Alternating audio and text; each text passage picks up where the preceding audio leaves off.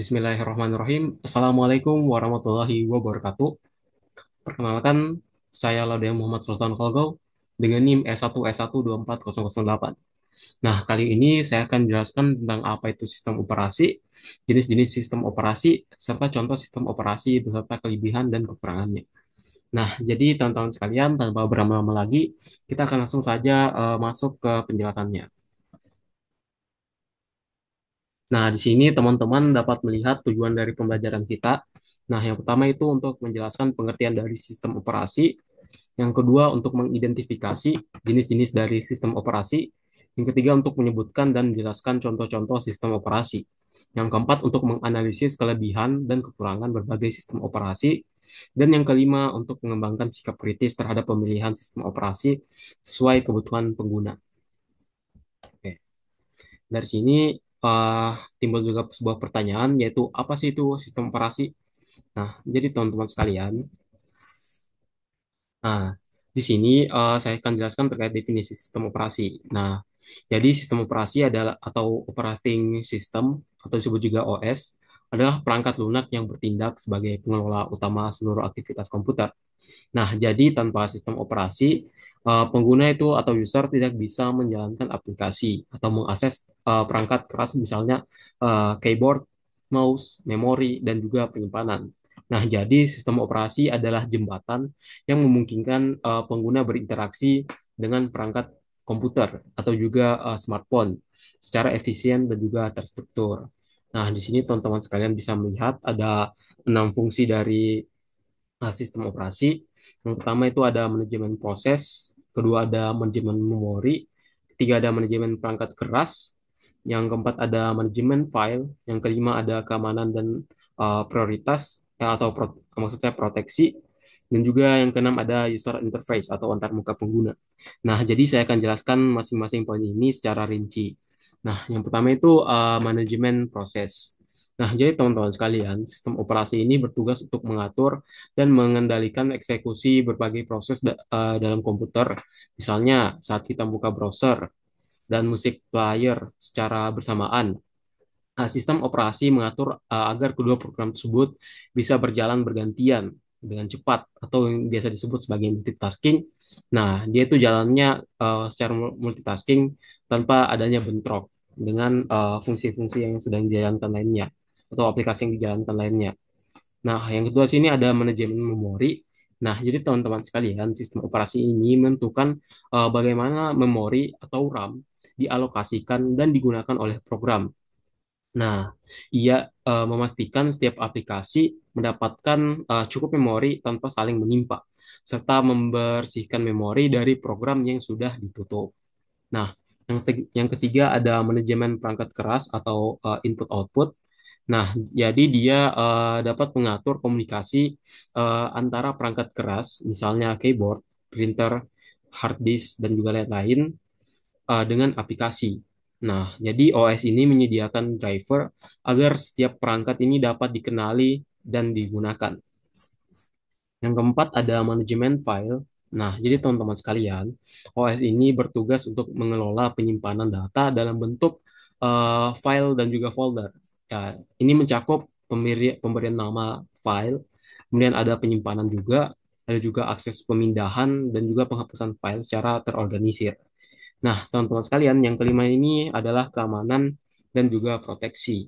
Nah, jadi sistem operasi ini membatasi akses terhadap data atau perangkat agar tidak disalahgunakan.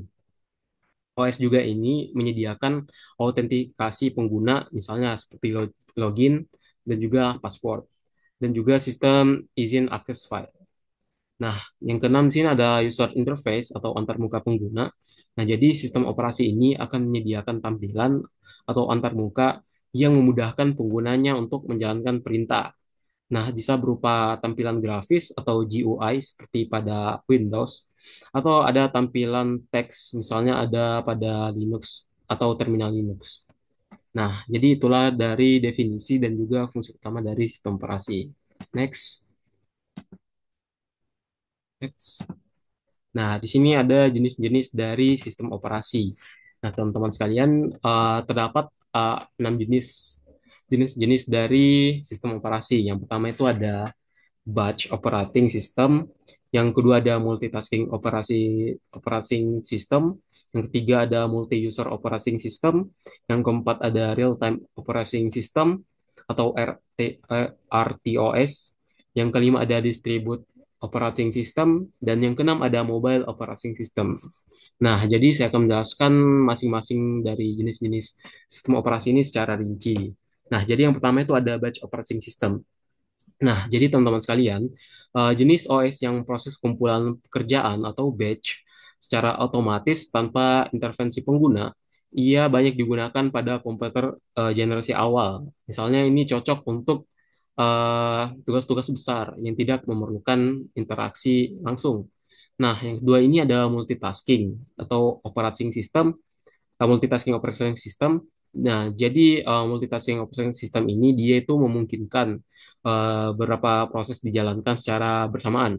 Nah, misalnya itu ada pengguna bisa mengetik di Word sambil mendengarkan musik dan browsing internet. Nah, ini hampir semua OS modern mempunyainya, atau hampir semua OS modern itu dia multitasking. Nah, yang ketiga itu ada multi-user operating system. Nah, jadi dia ini digunakan untuk memungkinkan lebih dari satu pengguna mengakses komputer secara bersamaan atau bergiliran. Nah, biasanya ini ditemukan di server atau sistem besar. Nah, salah satu contohnya itu ada Unix dan juga Linux. Nah, yang keempat itu ada real-time operating system atau RTOS. Nah, jadi untuk real-time operating system atau RTOS ini, dia itu dirancang untuk aplikasi yang memerlukan respon instan dan juga presisi tinggi. Nah, misalnya itu perangkat medis, kemudian ada apa ya, kontrol industri, robot juga bisa. Nah, jadi RTOS ini dia bekerja cepat dan memproses data dalam waktu nyata. Nah, yang kelima itu ada distribute operating system. Nah, jadi untuk distribute operating system ini, dia mengelola kumpulan komputer yang terhubung jaringan agar tampak seperti satu sistem tunggal. Nah, jadi dia ini berguna untuk sistem yang besar. Contohnya apa? Contohnya itu cloud computing atau juga super komputer. Nah, dan yang terakhir ada mobile operating system. Nah, untuk mobile operating system ini dia itu dirancang untuk perangkat seluler seperti smartphone dan juga misalnya apa ya, tablet. Nah, jadi dia ini fokusnya pada efisiensi daya dan konektivitas serta integrasi aplikasi mobile. Nah, salah satu contohnya itu ada Android dan iOS. Oke. Itulah tadi dari jenis-jenis sistem operasi. Nah, selanjutnya kita akan membahas dari contoh sistem operasi open source. Nah, jadi teman-teman sekalian, sistem operasi itu terbagi dua, yaitu ada yang open source dan juga closed source. Nah, kali ini kita akan bahas dulu contoh dari sistem operasi yang yang menggunakan open source. Nah, jadi teman-teman sekalian, untuk sistem operasi itu yang menggunakan open source atau sistem operasi open source, dia adalah OS yang kode sumbernya itu dapat diakses atau dipelajari, dimodifikasi juga, dan juga didistribusikan kembali secara bebas oleh siapapun. Biasanya ini dia dikembangkan secara komunitas dan juga tersedia gratis. Nah, jadi teman-teman dia bisa mengotak-atik lah istilahnya eh, dari operasi sistemnya gitu. Nah, di sini ada tiga jenis yang saya cantumkan, yaitu ada Linux. Nah, tentunya teman-teman sudah tidak asing lagi dengan Linux karena banyak sekali yang pakai. Kemudian di sini ada Android dan juga di sini ada FreeBSD. Nah, oke. Jadi teman-teman sekalian, untuk Linux sendiri ini dia merupakan OS gratis dan sangat populer di server serta komputer pribadi yang biasanya digunakan oleh pengembang. Nah, jadi selain itu dia juga memiliki keunggulan berupa kestabilannya, dia juga aman dari virus dan juga ringan.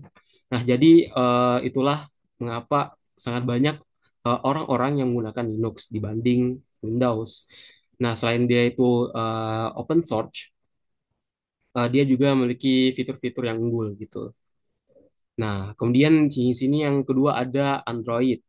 Nah, jadi untuk Android sendiri dia memiliki sistem operasi mobile berbasis Linux juga. Nah, dia ini merupakan versi dasar dari open source dan bisa dimodifikasi oleh produsen ponsel. Itu. Nah, yang ketiga ini ada FreeBSD. Nah, untuk FreeBSD itu dia merupakan sistem operasi mirip Unix yang digunakan untuk server dan juga sistem jaringannya itu sangat stabil gitu. Nah, saya lupa juga jelaskan. Nah, eh, salah satu implementasi Android itu yang merupakan open source, teman-teman bisa mengotak-atik dari setelan tambahannya. Kalau misalnya di HP saya ini dia kan merupakan Android. Nah, dia juga akan dia Android, maka dia juga merupakan open source. Jadi saya terkadang saya suka otak-atik biasa supaya lebih cepat. Jadi saya eh, biasa mengotak-atiknya gitu. Nah, kemudian dari keseluruhan untuk open source itu dia memiliki kelebihan. Nah, misalnya dia itu gratis, kemudian legal. Nah, kemudian dia itu bebas dimodifikasi sesuai kebutuhan pengguna. Kemudian dia juga baik didukung komunitas global. Kemudian aman karena diaudit oleh banyak pihak. Nah, kemudian untuk kekurangannya itu dia itu tidak selalu mudah digunakan untuk pemula. Kemudian biasanya itu dia butuh pengetahuan teknis dan juga tidak semua software tuh komersial dan kompatibel. Nah, oke, itu untuk sistem operasi open source. Nah, kemudian yang kedua, di sini ada contoh sistem operasi closed source. Nah, jadi teman-teman sekalian, nah closed source itu berarti sistem operasi tersebut tidak memberikan akses ke kode sumbernya. Nah, pengguna hanya bisa menggunakan sesuai ketentuan perusahaan pembuat. Umumnya dia ini berbayar dan juga lebih tertutup. Nah, kemudian di sini saya sudah cantumkan contoh-contohnya. Di sini ada Windows, tentunya teman-teman juga sudah tidak asing. Nah, Windows ini merupakan produk dari Microsoft. Nah, kemudian di sini ada Mac OS, dia dari Apple, ada juga iOS, dia juga dari Apple. Nah, saya akan jelaskan dari masing-masing eh, tiga contoh sistem operasinya. Nah, yang pertama itu ada Windows. Nah, jadi Windows ini adalah OS paling umum di dunia, digunakan di sekolah, perkantoran, bahkan rumah. Nah, jadi dia ini keunggulannya tuh mudah digunakan, tetapi dia minusnya tuh berbayar dan juga katanya rentan virus. Nah, kemudian ada macOS. Nah, macOS ini dia digunakan secara eksklusif di perangkat Apple seperti MacBook dan juga iMac. Nah, tampilannya itu dia lumayan elegan dan juga sistemnya sangat stabil, tetapi dia memiliki kekurangan, yaitu harganya mahal. Nah, kemudian ada iOS, yaitu dia ini merupakan OS untuk iPhone dan juga iPad. Nah, dia ini memiliki keunggulan berupa aman, cepat, dan stabil. Tapi dia memiliki kekurangan, yaitu sangat tertutup dan tidak dapat dimodifikasi. Nah, kemudian saya akan jelaskan terkait kelebihan dan kekurangan dari closed source. Kalau tadi masing-masing dari produknya sekarang secara umum. Nah, jadi untuk kelebihannya itu dari closed source, dia itu merupakan antarmuka penggunanya itu sangat ramah atau user friendly. Kemudian dia ini didukung oleh perusahaan-perusahaan besar. Nah, dia juga kompatibel dengan banyak aplikasi komersial. Nah, tetapi dia memiliki kekurangan, yaitu dia tidak gratis atau berlisensi. Nah, dia itu tidak bisa dikustomisasi secara sesuai keinginan teman-teman sekalian. Nah, kemudian dia ini sangat rentan terhadap vendor lock-in atau tergantung pada satu perusahaan saja. Oke, itulah tadi penjelasan dari sistem operasi open source dan juga closed source. Nah, kalau begitu kita langsung saja ke kesimpulan. Nah, jadi teman-teman sekalian, sistem operasi adalah perangkat lunak utama yang mengatur kerja perangkat keras dan juga perangkat lunak lainnya. Nah, dia ini berdasarkan lisensinya, sistem operasi terbagi menjadi dua, yaitu ada open source dan juga closed source, seperti yang sudah saya jelaskan sebelumnya. Nah, untuk open source itu sendiri, dia berupa Linux, Android, dan AOSP, ya, di mana dia ini bebas digunakan dan dimodifikasi. Nah, kemudian ada juga closed source yang terdiri dari misalnya Windows, macOS, dan juga iOS. Dia ini memiliki keunikan sendiri, yaitu dia itu tertutup dan dikendalikan oleh perusahaan tertentu. Nah, jadi untuk open source dia menawarkan fleksibilitas dan juga gratis. Sementara kalau source dia itu unggul dalam kemudahan penggunaan dan juga dukungan resmi. Nah, jadi pemilihan sistem operasi ini sebaiknya disesuaikan dengan kebutuhan dan kemampuan teman-teman sekalian atau kemampuan usernya. Oke, demikianlah presentasi dari saya. Mohon maaf apabila ada kesalahan dan kekurangan. Bila taufik wal hidayah, wassalamualaikum warahmatullahi wabarakatuh.